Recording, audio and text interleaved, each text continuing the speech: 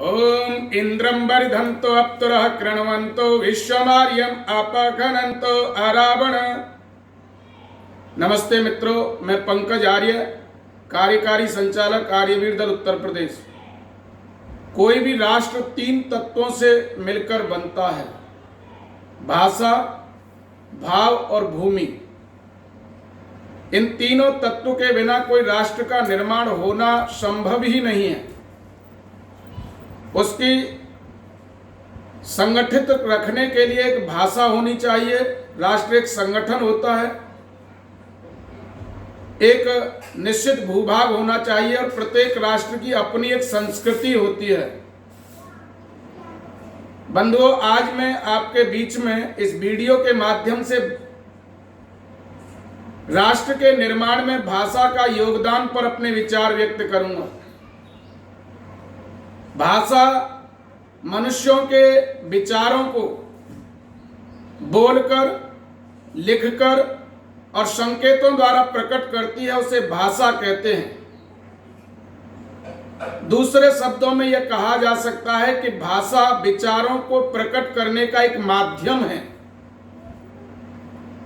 और जितनी उन्नति राष्ट्र अपनी मातृभाषा में कर सकता है, उतनी किसी दूसरी भाषा में नहीं कर सकता है।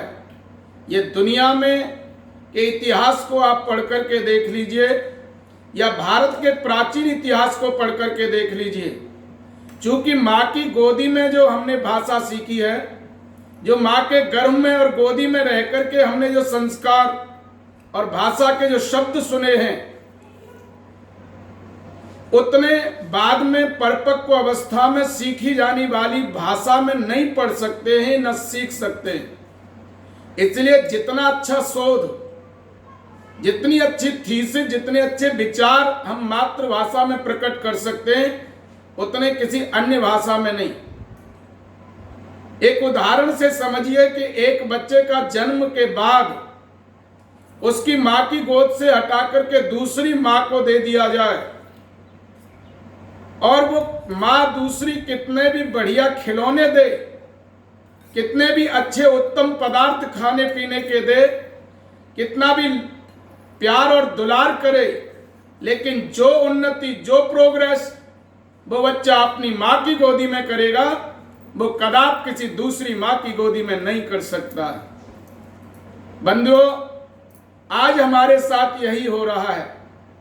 आज दुनिया के देश विकसित इसलिए हैं क्योंकि उनकी जो राष्ट्रपति भवन से लेकर के, संसद से लेकर के और एक छोटे कार्यालय तक, एक प्राइमरी स्कूल तक, वहां की मातृभाषा में सारे कामकाज किए जाते हैं। लेकिन आज हमारे देश का दुर्भाग्य है कि हमारे देश के संविधान को लागू हुए लगभग 70 वर्ष हो गए, लेकिन हमने आज तक कामकाज की भाषा, कार्यालय की भाषा हिंदी को स्थान नहीं दिया है। संविधान में लिखने के लिए, पढ़ने के लिए राष्ट्रभाषा हिंदी है, लेकिन पूरे देश में आज तक हम लागू नहीं कर पाए। हमारी सरकार अपने अनुशासन से या अपने प्रेम से पूरे देश को यह नहीं समझा पाई है कि राष्ट्रभाषा में या अपनी मातृभाषा में जितनी उन्नति राष्ट्र की हो सकती है, उतनी दूसरी किसी भाषा में नहीं हो सकती है। बंधुओं, आज दुनिया में जितने विकसित देश हैं, उनको इतिहास को उठा करके देखो, वो विकसित इसलिए हैं। अमेरिका इसलिए विकसित है कि वहां की भाषा, राष्ट्रभाषा अमेरिकन इंग्लिश है। चीन इसलिए विकसित है कि उसकी मातृभाषा चीनी, वहां की राष्ट्रभाषा है। जापान इसलिए विकसित है कि वहां सारे कामकाज जापानीज भाषा में होते हैं। फ्रांस इसलिए है कि फ्रेंच भाषा में सारे कामकाज होते हैं। इजराइल इसलिए विकसित है क्योंकि वहां हिब्रू भाषा में बोले जाते हैं। दुनिया में जितने आदि जितने देश हैं, सबकी मातृभाषा राष्ट्रभाषा बनी हुई है। बंधुओं, लेकिन आज हमारा बड़ा दुर्भाग्य है, आज बड़े गर्व के साथ भारत का नागरिक, खास करके बड़े पढ़े लिखे लोग जिन्होंने पैसा बहुत कमा लिया है, वो अपना कैरियर मान रहे हैं, वो अपनी प्रेस्टेज मान रहे हैं अंग्रेजी में 4 अक्षर बोलने से। अपने बच्चों को अंग्रेजी माध्यम के विद्यालय में पढ़ा करके अपनी आपको बहुत विकसित मान रहे हैं। लेकिन मैं ये कहना चाहता हूं कि हमारा देश ने जितनी उन्नति अब की है उससे कई ज्यादा गुनी उन्नति कर गया होता यदि हमने देश की आजादी के बाद हिंदी को स्थान दे दिया होता। बंधुओं, निश्चित रूप से हमने वो स्थान आज तक नहीं दे पाए। मेरा अंग्रेजी पढ़ने से विरोध नहीं है। भाषा का ज्ञान होना और अधिक से अधिक भाषाओं का ज्ञान होना कोई बुरी बात नहीं है, लेकिन अंग्रेजियत का विरोध है। अंग्रेज जो बनते हम अपनी भाषा को छोड़ करके थोपी हुई भाषा को आज हम कामकाज की भाषा बना पा रहे हैं। आज तक हमने हिंदी कार्यालय से लेकर के राष्ट्रपति भवन की बोलचाल की भाषा नहीं बना पाए, चिकित्सा की भाषा नहीं बना पाए, आज हम संसद की भाषा नहीं बना पाए। अपने आजकल पाठ्यक्रम भी हमारा सारा अंग्रेजी माध्यम का होता जा रहा है। आज की जो संस्कृति की दुहाई देने वाली सरकार भी का ध्यान इस ओर नहीं है, वो अंग्रेजी माध्यम के विद्यालयों को बढ़ावा दे रही है, लेकिन थोपी हुई भाषा हमारे बच्चों का भविष्य खराब कर रही है, हमारे बच्चों को बर्बाद कर रही है। बंधुओं, मैंने पहले ही कहा है कि मां की गोदी से सीखने वाली भाषा जितना अच्छा हम शब्द जानते हैं, एक एक शब्द के कई कई अर्थ जानते हैं, उसके गुणों को जानते हैं, लेकिन परिपक्व अवस्था में सीखी जाने वाली भाषा के बारे में केवल एक एक शब्द का जैसे तैसे हमें ज्ञान हो पाता है। तो हमारे जो शोध हैं, हमारे जो थीसिस हैं, हमारा जो ज्ञान है, हमारा जो रिसर्च करने का तरीका है, वो मातृभाषा में जितना उन्नत हो सकता है उतना कभी नहीं। राष्ट्रकवि मैथिली सेनगुप्त ने भी कहा है, निज भाषा उन्नत है, अर्थात जितनी उन्नति हम अपनी निज भाषा में, अपनी मातृभाषा में कर सकते हैं, उतनी उन्नति कभी नहीं कर सकते। निश्चित रूप से डॉक्टर मोहन मनीषी सारस्वत ने इस बात के लिए कि अंग्रेज मत बनो, अंग्रेजी तो पढ़ो लेकिन अंग्रेज मत बनो, इसके ऊपर एक बहुत सुंदर सी कविता लिखी है और वो स्पष्ट करती है कि हमारा मंतव्य क्या है। उन्होंने लिखा है कि मेरा किसी भाषा विशेष से विरोध नहीं, कि मेरा किसी भाषा विशेष से विरोध नहीं, चाहे दुनिया की सारी भाषा पढ़ी जाइए, इतना निवेदन है कि निज हृदय आसन पर हिंदी को छोड़कर न और को बिठाइए। अंग्रेजी इतनी ही प्यारी प्यारी लगती है, अंग्रेजी इतनी ही प्यारी प्यारी लगती है, क्यों भगाया अंग्रेजों को यह तो बताइए। भाषा की गुलामी राष्ट्र को गुलाम करती, हिंद को बचाना है तो हिंदी को बचाइए, हिंद को बचाना है तो हिंदी को बचाइए। निश्चित रूप से आपको इस देश की संस्कृति को बचाना है, इस देश को विकसित करना है, पुनः राम राज्य लाना है, समृद्धि के स्थान पर पहुंचाना है, तो हिंदी को हमें कामकाज की भाषा बनाना पड़ेगा। पूरे देश के लोगों को समझाना होगा कि हिंदी में जितनी उन्नति हो सकती है उतनी दूसरी नहीं हो सकती।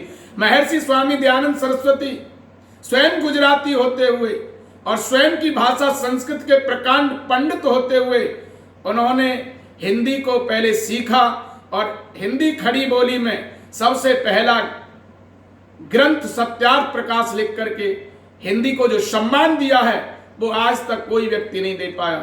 और इस भाषा का नाम उन्होंने आर्य भाषा कहा, जो हमारी प्राचीन नाम है हमारा देश का आर्यावर्त, और हम सब आर्य थे, वह नाम उन्होंने दिया।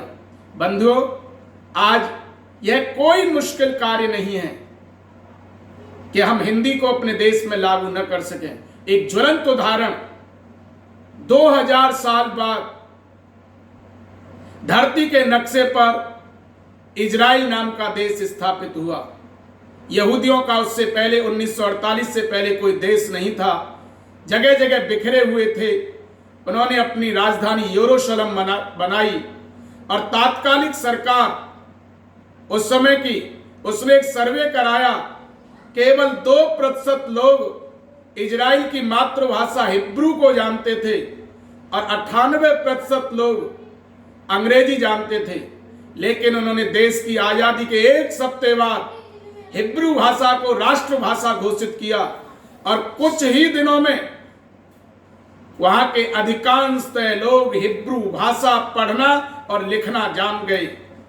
और आज इजराइल इसलिए विकसित है क्योंकि उन्होंने अपनी संस्कृति की भाषा, अपनी भाषा हिब्रू भाषा को घोषित किया। बंधुओं, आज बहुत बड़ी बात नहीं है। आज इस कोरोना जैसी महामारी के चक्कर से हम सब लोग अपने परिवारों के साथ रह रहे हैं।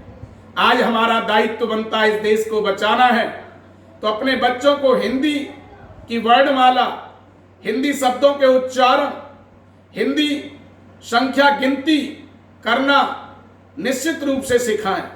हिंदी में छोटी छोटी कहानी पढ़ना सिखाएं। अपनी संस्कृति, अपनी धार्मिक पुस्तकों को बच्चों को स्वयं पढ़वाएं और स्वयं पढ़ करके बच्चों को सुनाएं। तो हम, हमारा परिवार, हमारा समाज और हमारा राष्ट्र निश्चित रूप से उन्नत होगा। केवल भारत माता की जय लगाने से भारत माता की जय नहीं होगी। केवल बड़े बड़े भाषण देने से, राष्ट्र रक्षा सम्मेलन करने से या बहुत बड़े बड़े